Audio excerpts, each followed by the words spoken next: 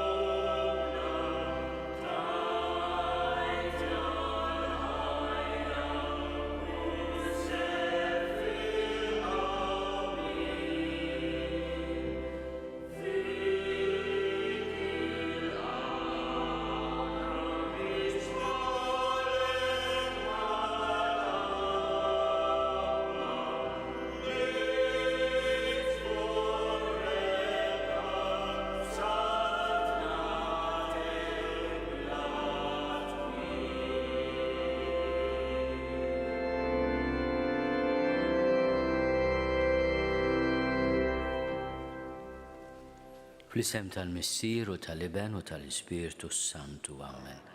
Il-paċi ma'kom. Ħutijaj narfu ħtijietna biex nitħejjew tajjeb ħalli niċċelebraw il-misteri għaddisa. F'kull qudiesa nfakru fil-mewt ta' Ġesu fil-qawmin tiegħu mill-imwiet. U dan huwa l-ewwel jum tal-ġimgħa, il-jum ta' kull bidu ġdid. Fl-ispiritu tat-talba sabiħa li għallimna San George Preka l-mulej ngħidulu llum f'dan l-ewwel jum tal-ġimgħa. Grazzi Sinjur Alla u aħfir li Sinjur Alla. Ejjew nitolbu maħfra flimkien ta' dnubietna kollha. Nistqar l-Alla li jista' kollox u lilkom ħuti li jien għad nibt ħafna bil-ħsieb, bil-kliem, bil-emil u billi ħallejt mirjieti. Ħtija tiegħi, bl-akbar ħtija tiegħi. Għalhekk nitlob lill-Imqazza Marija dejjem Verġni, lill-anġli u l-qaddisin kollha u lilkom ħuti biex titolbu għalija lill-mulej Alla tagħna. Beħenna lina Alla li jista' kollox, jaħfrilna dnubietna u jwassalna l-ħajja ta' dejjem.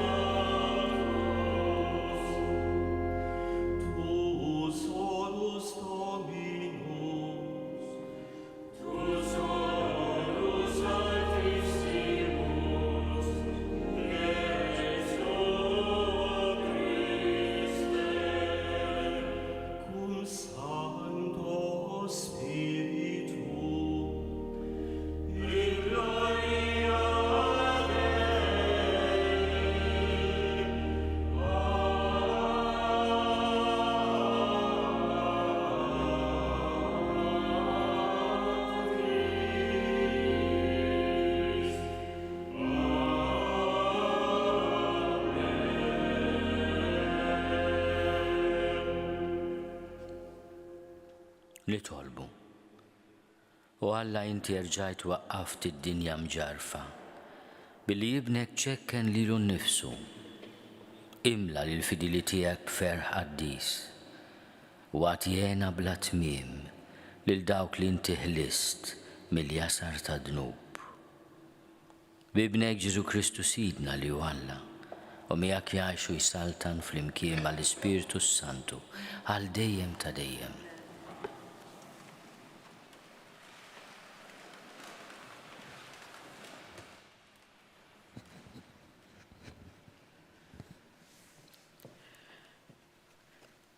Qari mill-ktieb tal-Atti tal-Apostli. F'dak iż-żmien, Pawlu u Barnaba reġgħu lura lejn Listra, Ikonju u Antjokja, jagħmlu l-qalb lid-dixxipli u jħeġġuhom biex jibqgħu fil-fidi. Għaliex, kif kienu jgħidulhom, jeħtieġilna nbagħtu ħafna biex nidħlu fis-saltna ta' Alla. Għamlulhom ukoll presbiteri f'kull knisja u bit-talb u s-sawm ħallewhom f'idejn il-mulej li fih kienu emnu. Imbagħad għaddew minn Pisidja u ġew Pamfilja. Wara li xandru il-kelma f'Perġe, niżlu għat-Talja. Minn hemm marru bil-baħar lejn Antjokja, imnejn kienu batuhom, u rakkomandawhom fidejn il-grazzja ta' Alla għax-xogħol li temmew. Meta waslu, laqqaw il-membri tal-Knisja u għadu jarfuhom dak kollu li Alla għamel magħhom. U rewhom kif fetaħ il-bieb tal-fidi għal-pagani. Il-kelma tal-mulej innodu ħarri lill-Alla.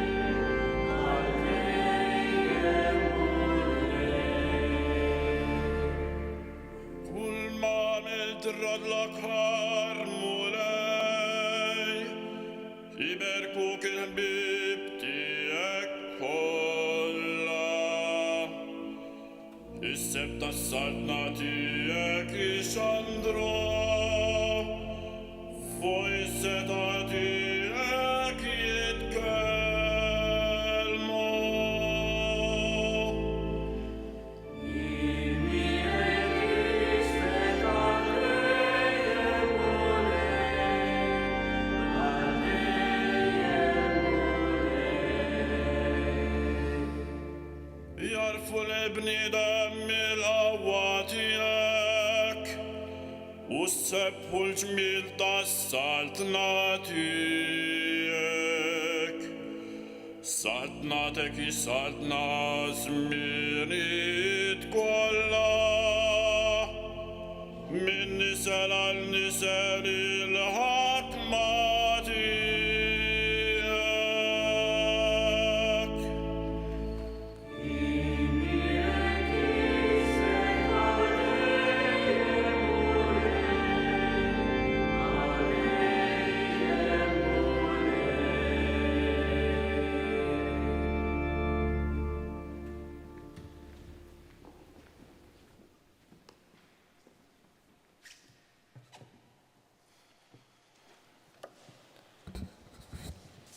Qari mill-ktieb tal-Apokalissi ta' San Ġwan Apostlu. Jiena, Ġwanni, rajt sema ġdid u art ġdida. Għax is-sema ta' qabel u l-art ta' qabel qabu. U ma kienx hemm iżjed baħar. U l-belt il-qaddisa, Ġerusalem il-ġdida, rajta nieżla mis-sema minant Alla, imħejjija bħala rusa, imżejna għall-arus tagħha. U smajt leħen qawwi ġej mit-tron jgħid: Dini l-amara ta' Alla mal-bnedmin, u jammar magħhom, u huma jkunu il-poplu tiegħu. U Alla nnifsu ikun magħhom, Alla tagħhom. U jixxuttalhom kull dema minn għajnihom. Ma jkunx hemm iżjed mewt, anqas biki, jew għajjat, jew dbatija ma jkun hemm iżjed, għax għabu l-ħwejjeġ ta' qabel. Imbagħad dak li hu bil-qiegħda fuq it-tron qal: Ara, se nġedded kollox. Il-kelma tal-mulej, irroddu ħar lill-Alla.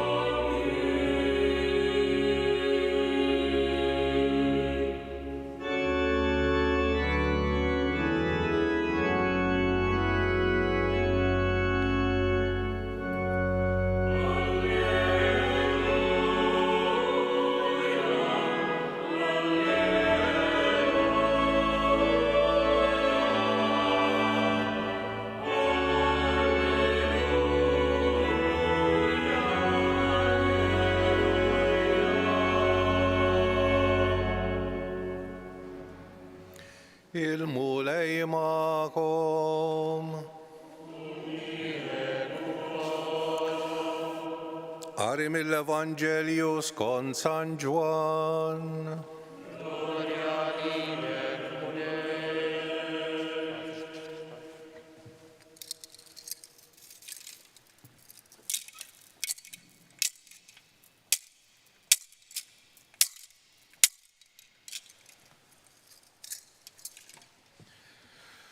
Kif ħareġ Ġuda miċ-ċenaklu, Ġesu qal: Bin il-bniedem huwa glorifikat issa, u permezz tiegħu huwa glorifikat Alla. Jekk Alla huwa glorifikat permezz ta' bin il-bniedem, Alla wkoll permezz tiegħu innifsu qatt jigglorifika lilu u dalwaqt jigglorifikah. U lili, ftit ieħor se ndum magħkom. Nagħtikom komandament ġdid li tħobbu lil xulxin. Bħalma ħabbejtkom jien, hekk ukoll ħobbu intom lil xulxin. Min dan jaraf kulħadd li intom dix-xipli tiegħi, jiġifieri jekk ikolkom l-imħabba bejnietkom. Il-kelma tal-mulej.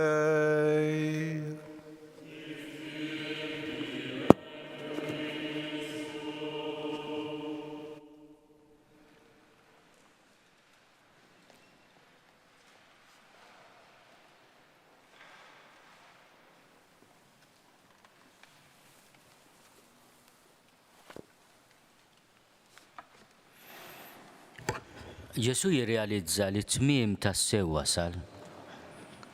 Ġuda se jkompli bil-pjan tiegħu li tradih ibjew għal 30 biċċa tal-fidda. U dak li kien irrepeta għal darba darbtejn tlieta li d-dixxipli fl-aħħar se jseħħ. Bil-bniedem jiġi moti fidejn il-kapijiet, iżebilħuh, isalbuh, wara 3 ijiem iqum. U jitkellem dwar dan il-proċess ta' glorja b'kategorija li għajna hija ħafna stramba, għaliex il-glorja lina hija show of force, il-qawwa, il-poter, il-prestiġju. Qoddim il-misteru tal-imħabba ta' Ġesu dan kollu jsir fruha. Għalih hemm xi ħaġa urġenti li jrid iħallilna, bħal xi ħadd li jaf li wasal lejn it-tmiem hemm bżonn jagħmel it-testament. U se jħalli l-iktar ħaġa żgħiża lil dawk li l-iżjed iħobb. Uliedi, din il-kelma fil-Griek li biha nkiteb il-Vanġelu ta' San Ġwan tintuża meta min jgħidha mhux biss iħoss sens qawwi ta' paternità, imma ta' mħabba kbira. Ta' mħabba kbira. Lil dawn li qed iħobbhom b'imħabba kbira Ġesu jgħidilhom li mhux se jdum ħafna magħhom, u mbagħad jagħtihom konsenja, jħallilhom it-testament tiegħu. Għax wara kollox dan it-testament se jinfetaħ bil-mewt tiegħu. Il-testament jinfetaħ wara l-mewt. U Ġesu biex jiftaħ dan it-testament jaf li se jgħaddim il-proċess ta' mewt krudila imma wkoll is-siġilata mill-qawmien mill-imwiet. U x'jgħid, x'inhu dan it-testament? X'jagħtina Ġesu? Nagħtikom kmandament ġdid li tħobbu lil xulxin. Dan huwa t-testament ta' Ġesu. Din hija l-iżjed ħaġa prezzjuża li jixtieq jaqsam magħna.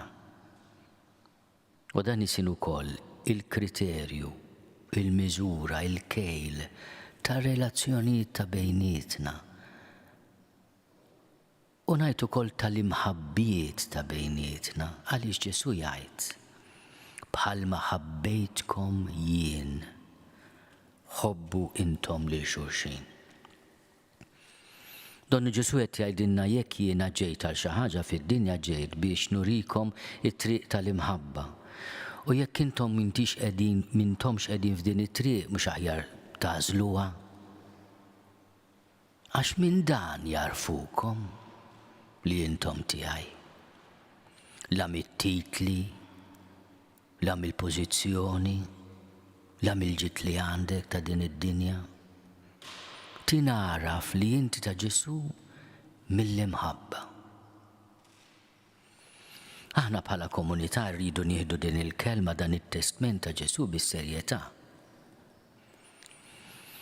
Anke għaliex l-imħabba tfisser li inti tilqa' lil dak li jkun. Bl-Ingliż jgħidu warts and all. Bil-preġi, bid-difetti, bil-limiti li nilqgħu il-xulxin. Imma qegħdin nagħmlu hekk aħna meta l-kull ħaġa ta' xejn niksruha bejnietna. Mhux qed nitkellem biss fuq il-kwistjonijiet li nqalhom minħabba l-wirt, dawk idumu sekli kultant minn ġenerazzjoni għall-oħra. Imma anke l-ftiq ta' kuljum ta' bejnietna. Mhux ngħidu għalina bħala knisja, bħala familja ta' Ġesu, qed nilqgħu tassew il-xulxin jew kulħadd nagħmlulu l-label. Kulħadd bit-tikketta. Inti tidħol, inti le. Inti midneb, l-oħrajn le. Mhux kulħadd għandu bżonn il-ħinja Alla. Grupp ta' gejs fakruni li jumejn oħra fi 17 ta' Mejju id-dinja tfakkar is-solidarjetà ma' dawħutna. U ftakart qal il-Papa Milux, għall-ewwel nett jiridu niftakru li Alla ma jiġħad lil ħadd minn uliedu. Appelli nagħmel il-ġenituri ilqgħu lil uliedkom bħalma jilqagħhom Alla l-Missier li ħalaqhom. Anke Ġesu jħares lejn uliedkom bħalma ħares lejn kull wieħed waħda minna u jgħidilna nagħtikom kmandament ġdid li tħobbu li xulxin. Il-Papa jinsisti wkoll li min qed jipprova jippridka knisja tal-perfetti ta' dawk li qatt ma jagħmlu dnubiet l nett qed jgħix f'realtà li ma teżistix. It-tieni mhux qed jippreżenta l-Knisja tal-Vanġelu u ta' Ġesu. Għax l-istil tal-Vanġelu jgħid il-Papa Franġisku u dak tal-viċinanza, tal-kompassjoni, tal-tenerezza. Mhux qed ngħid dak li hu ħażin tgħidlu tajjeb u dak li hu tajjeb tgħidlu ħażin. Imma kemm hemm bżonn nitgħallmu nilqgħu l xulxin. Aħna li tant għandna devozzjoni lejn il-qaddisin. Ħansemmi biss tnejn kbar, il-Madonna u San Giuseppe, daw kienu refuġjati. U aħna nagħmluhom bil-festi, indawruhom bl-istatwi. U nagħmluhom ma nafx kemm il-purċissjoni. Imbagħad jiġi refuġjat tad-demm u l-laħam mhux tal-karta pesta. U kif nittrattawh?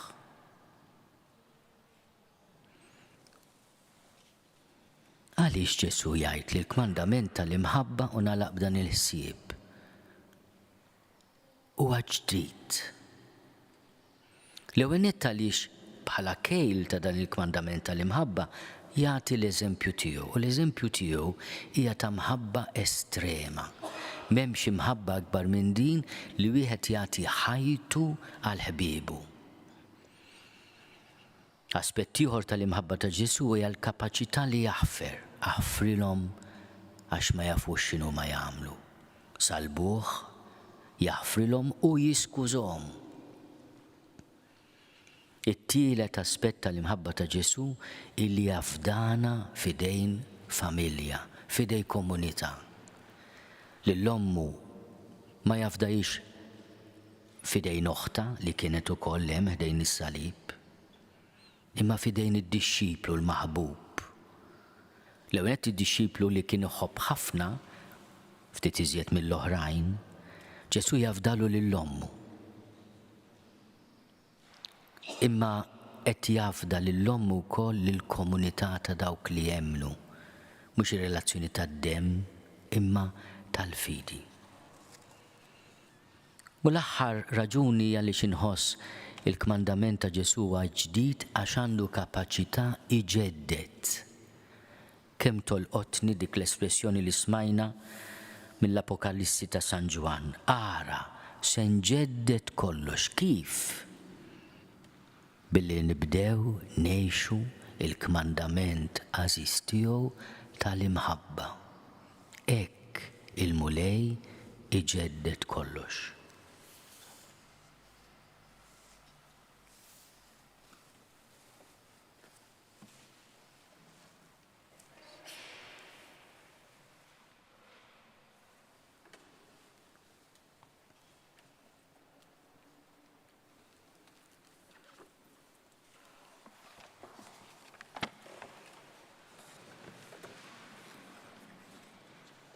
Jina nemmen falla wieħed il-missier li jista' kollox li ħalaq is-sema u l-art. Dak kollu li jidher u dak li ma jidirx. U f'umulej wieħed Ġesu Kristu iben waħdini ta' Alla. Imnissel minn missier qabel kull żmien. Alla minn Alla, dawl minn dawl. Alla veru minn Alla veru. Imnissel mhux magħmul, natura waħda mal-missier u bih sar kollox. Niżel mis-smewiet għalina l-bnedmin u għal-fidwa tagħna. U ħal-ġisem bis-seta tal-Ispiritu Santu minn Marja Verġni u sar bniedem. Salbu ħalina bata taħt Ponzju Pilatu, mietu difnuh. Fit-tielet jum qam minn bejn l-imwiet skont il-kolba mqazza. U tela s-sema u jgħat fuq il-lemin tal-missier. U għandu jerġa' jiġi bil-glorja biex jagħmel ħaq mill-ħajjin u mill-mejtin. U s-saltna tiegħu ma jkollix tmiem. U fl-Ispiritu Santu mulej li jagħti l-ħajja, li ġej mill-missier u mill-liben, li hu meqjum mweġġa fl-imkien mal-missier u mal-liben, u li tkellem fom il-profeti. U fi Knisja waħda, qaddisa, kattolika, apostolika, nistqar mudija waħda għal maħfra tad-nubiet, u nistenna l-qawma mill-imwiet u l-ħajja ta' żmien li ġej. Amen. Waqt li nirringrazzjaw il-mulej tad-don tal-ħajja, ejjew nirringrazzjaw ukoll tad-don tal-fidwa. ta' dan il-kmandament straordinarju tal-imħabba li bih jixtieq iġeddet lilna u lid-dinja. Kulħadd jagħmel talba personali f'qalbu.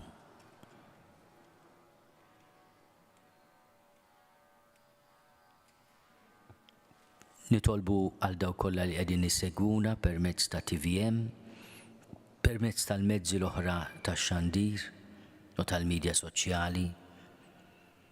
U nitolbu għal kull min jista' jersaq lejn it-tqarbien u l-qrar fil-knejjes iżistana, fil-kappelli tagħna biex ma jdumx ma jirritorna lejn il-qalb ta' Ġesu jirċievi l-Ewkaristija u l-assoluzzjoni ta' dnubietu kollha.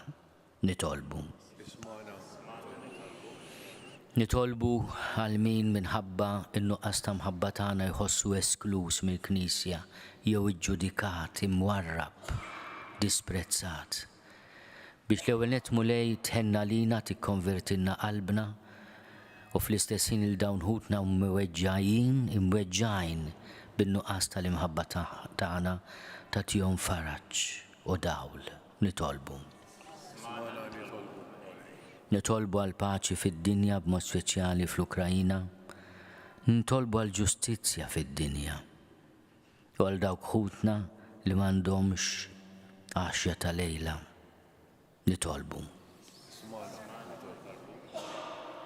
Nitolbu għal ħutna mejtin kollha l-qraba tagħna, il-ġenituri mejtin tagħna, daw kollha li mietu f'dawn l-aħħar sigħat u dawn l-aħħar ġranet biex intom mulej tagħtihom il-mistrieħ ta' dejjem. Nitolbu. Bl-interċessjoni ta' Sitna Marija nitolbuk mulej tilqa' t-talb tagħna u ġġedded fina l-ispirtu tal-imħabba, l-ispirtu qaddis tiegħek bi Kristu Sidna.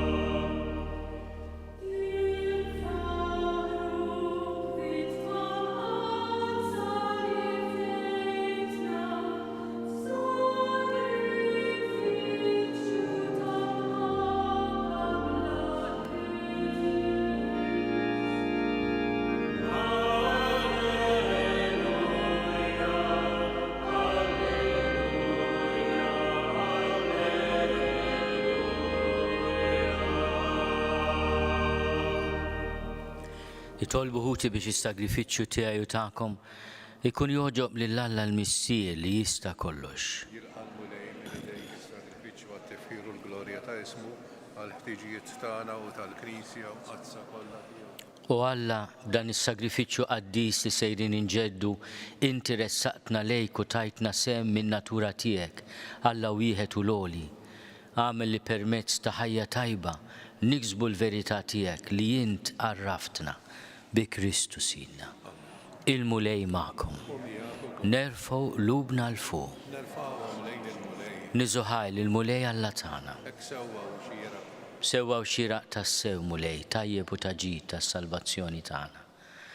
Li dejjem nistqarru l-glorja tiegħek iżda b'ferħ akbar inxandruha f'dan iż-żmien li fih ġie sagrifikat Kristu, il-ħaruf tal-għajt tagħna.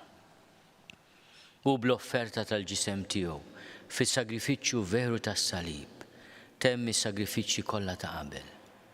Waqt li ntelaq f'idejk għas-salvazzjoni tagħna, sar għalina l-qassis, l-artal u l-ħaruf.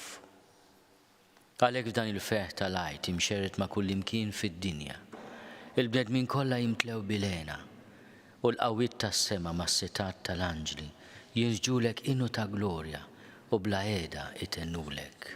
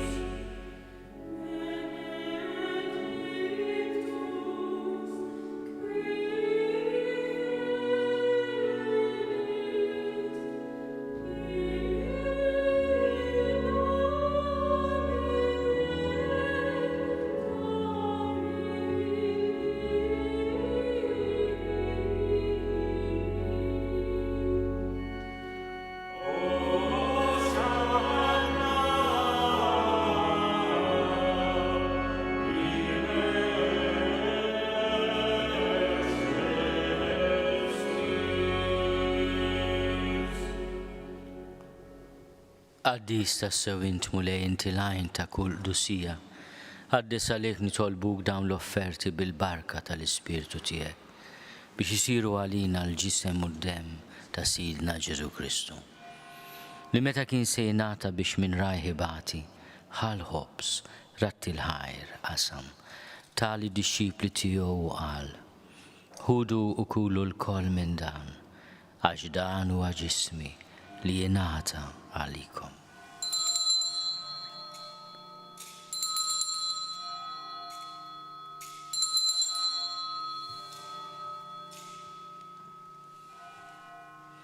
Ekku kol wara li klaħal kalċi reġerat il-ħajr, tali disċipli tiegħu qal, ħudu u jxorbu minnu l-koll, għax dan huwa l-kalċi ta' demmi tal-patt il-ġdid li jibqa' għal dejjem.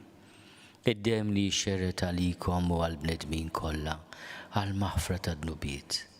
Għamlu dan tifkira tiegħi.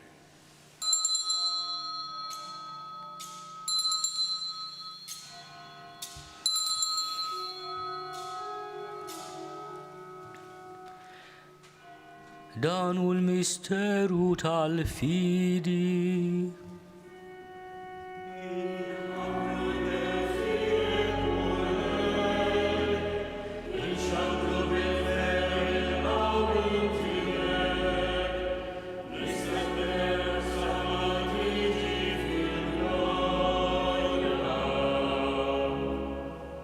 Għalhekk aħna nagħmlu dan tifkira tal-mewt u l-qawmin ta' Sidna Ġesu Kristu. Nofrulek mulej il-ħobs tal-ħajja u l-kalċi tas-salvazzjoni. U rodulek ħajra xoġbok tilqana hawn quddiemek biex naqluk. U miċ-ċokontana nitolbu li l-Ispirtu Santu jaqadna f'ġisem wieħed, lilna li nieħdu semm il-ġisem u d-dem ta' Kristu. Ftakar mulej fil-Knisja tiegħek imxerda mad-dinja kollha. Wettaqaf fl-imħabba fl-imkien mal-Papa Franġisku, miegħi għaddej tiegħek mingħajr ma jistoqli, mal-Isqof Joseph li qed jgħinni, mal-Isqof Anton u mal-Ministri tiegħek kollha. Ftakar fil-qaddej tiegħek Emanuel il-Papa li joġbok issejjaħlu għal għandek minn din id-dinja. Għamel li kifu bil-mamudija miet fibnek u bħal ibnek. Ek ukoll fibnek u bħal ibnek jirxox tal-ħajja. Ftakar ukoll fħutna li raqdu bit-tama tal-qawmien. Ftakar fil-mejtin kollha. Daħalhom qudiemek fid-dawl tas-seb tiegħek.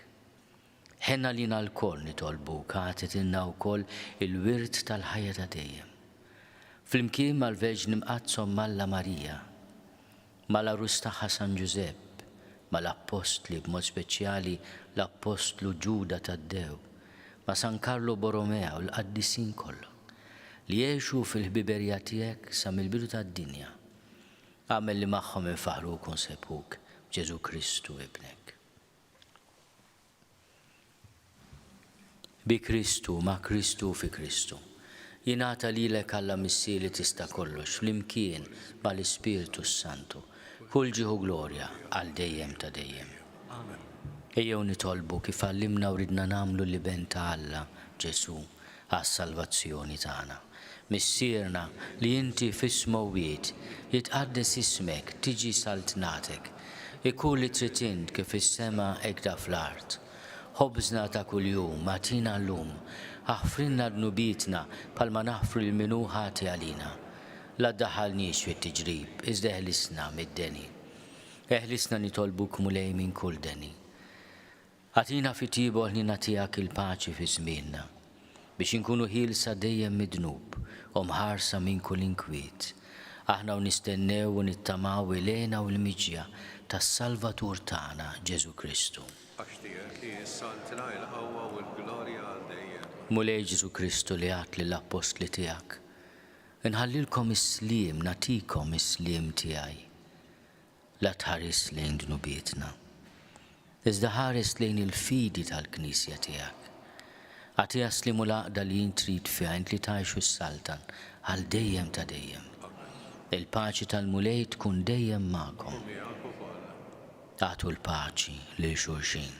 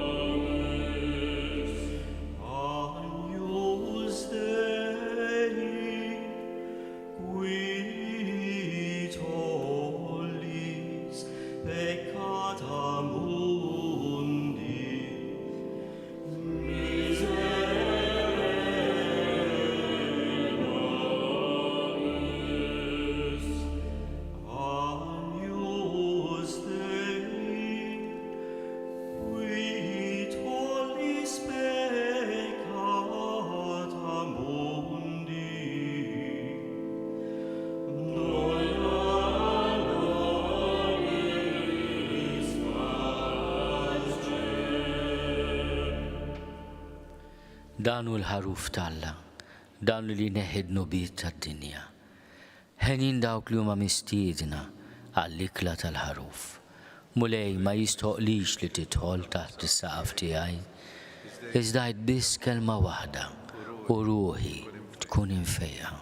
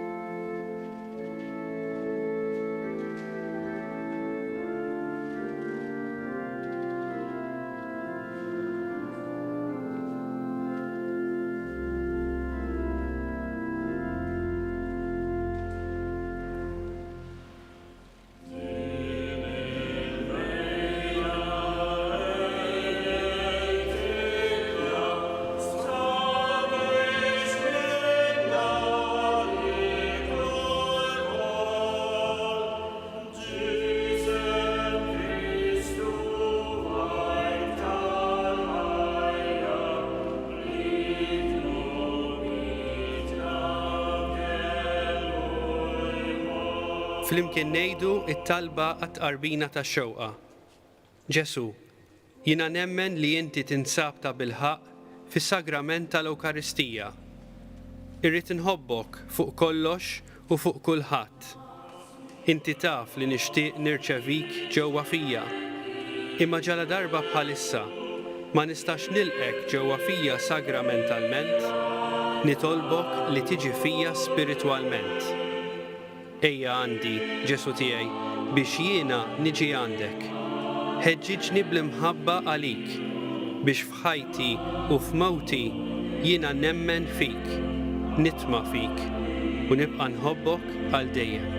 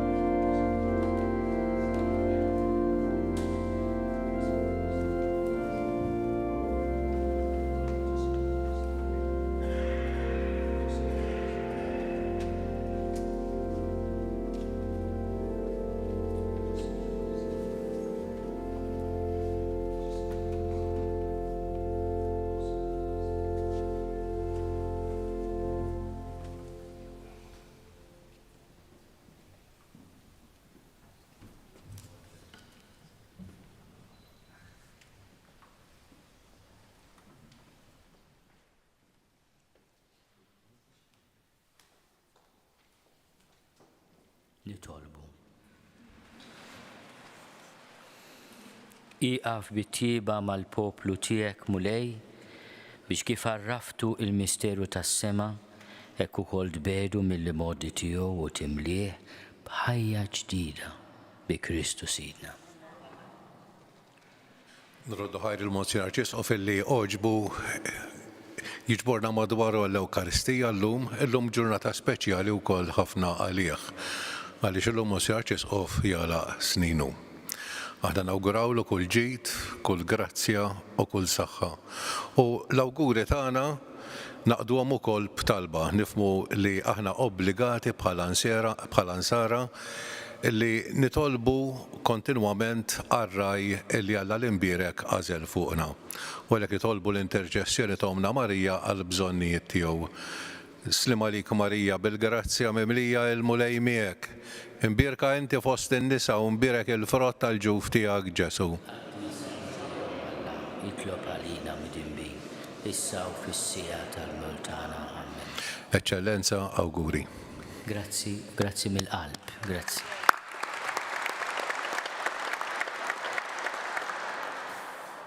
Il-mulej ma'kom. Alla li bil-qawwa ta' ibnu l-waħdini fdikom u għamilkom uliet adottivi tiegħu iferraħkom bil-barka tiegħu. Amen. U li fdikom u ħeliskom għal dejjem iqawwikom ukoll biex tiksbu l-wirt tas-sema. Lilkom li fil-mamudija tagħkom ħadtu l-fidi u qomtu għal ħajja ġdida jagħtikom il-mulej li tgħixu sewwa biex jistoqilkom titlu fis-sema pajjiżkom. Iberikkom Alla li jista' kollox il-Missier u l-Iben u l-Ispiritu Santu. Morru fil-paċi ta' Kristu.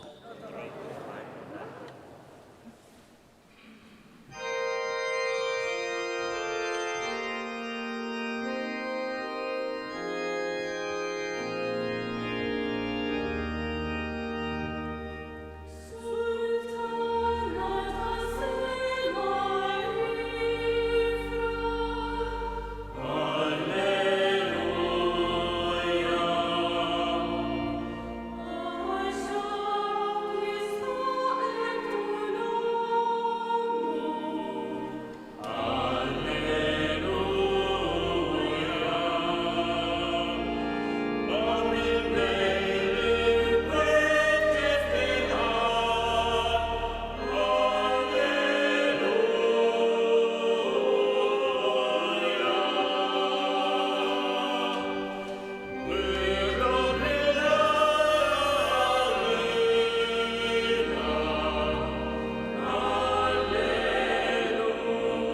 Naslu fit-tmiem il-Quddisa tal-Ħadd mill-Katedral ta' San Pawl fl-Imdina.